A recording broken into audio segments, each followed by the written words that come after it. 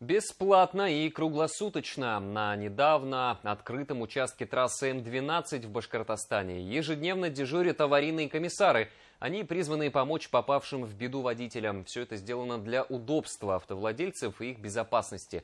Дорогу открыли неделю назад, а на ней уже водители со всех регионов страны. Наша съемочная группа даже заметила машины с немецкими номерами. Обо всем подробнее расскажет наш корреспондент Артур Шамсуддинов.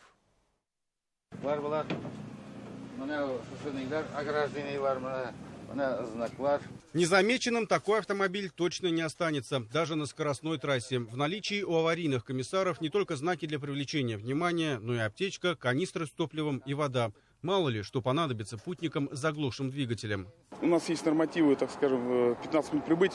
Комиссары в течение смены всей находятся в режиме патрулирования, они объезжают свою территорию, подведомственную им.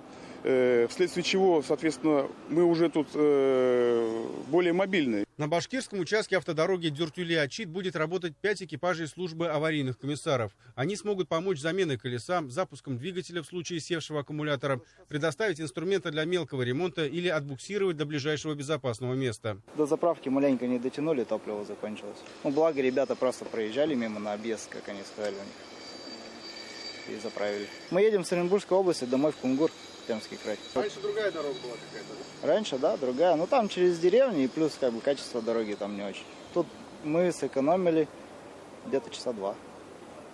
Помощь оказывают круглосуточно и, что немаловажно, бесплатно. Вызвать аварийного комиссара можно по короткому номеру 2323. Также можно нажать на кнопку СОС в мобильном приложении «Автодор», либо на такую же кнопку в автомобиле, если она есть. Пока на участке трассы всего 2 объекта придорожного сервиса. В перспективе их будет 6. Трасса скоростная. Одна из особенностей – минимальное количество мест для разворота. Поэтому нужно тщательно продумывать свой маршрут.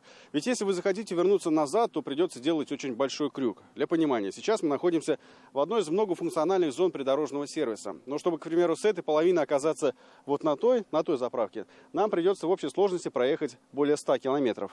Новая магистраль кардинально улучшит транспортное сообщение между Уралом и Поволжьем. С вводом трассы в эксплуатацию время пути между Казанью и Екатеринбургом сократится более чем на 6 часов для легковых автомобилей и на 4 часа для грузового транспорта.